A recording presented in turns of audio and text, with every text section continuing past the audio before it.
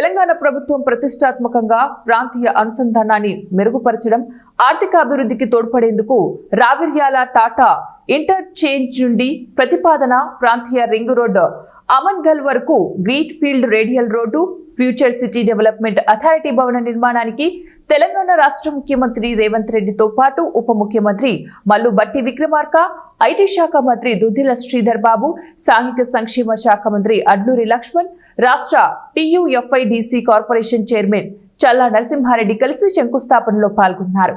మహేశ్వరరావుకి future city మణిహారం Revanth Reddy మాట్లాడుతూ, ప్రపంచ స్థాయి సంస్థలు తెస్తామన్న సీఎం భూ సమస్యలను తీర్చేందుకు కేఎల్ఆర్తో పూర్తి చేస్తా అన్నారు.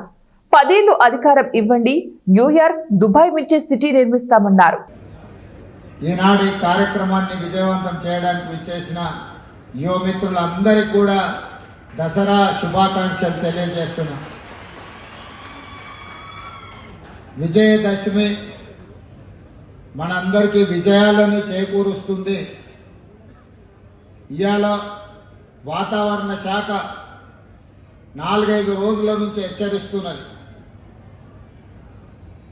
విపరీతమైన వర్షాలు, ఎవరు బయటికి వెళ్ళకండి, ఈ వర్షాలు మొత్తం వ్యవస్థలన్నిటిని కూడా దిగ్బంధం చేస్తాయి.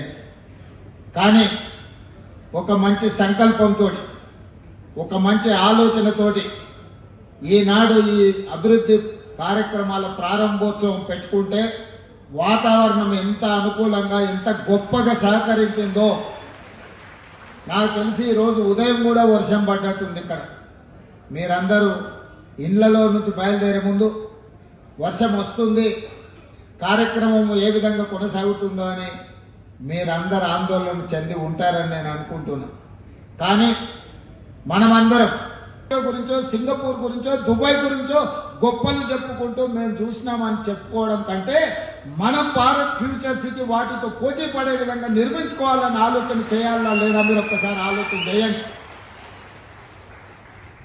నాకు 10 సంవత్సరాలు ఇవ్వండి, న్యూయార్క్లో ఉన్నాడు కూడా భారత్ ఫ్యూచర్ సిటీ నేను చూసి వచ్చినని చెప్పుకునే విధంగా ఈరోజు ఈ నగరాన్ని నిర్మిస్తా.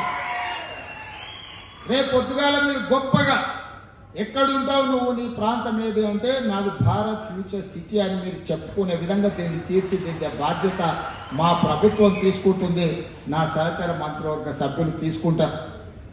70 ఏళ్ల నుంచి ఇదే చెప్పుకుంటున్నాం. అమెరికా గురించో, జపాన్ గురించో, జర్మనీ గురించో, సింగపూర్ గురించో, దుబాయ్ గురించో 70 సంవత్సరాల తర్వాత కూడా ఇక మన గురించి ఎవరు చెప్పుకునే చరిత్ర రాసుకోవాల్సిన అవసరం లేదా? మీరు ఒకసారి ఆలోచన చేయండి. అవును, ఇంత పెద్ద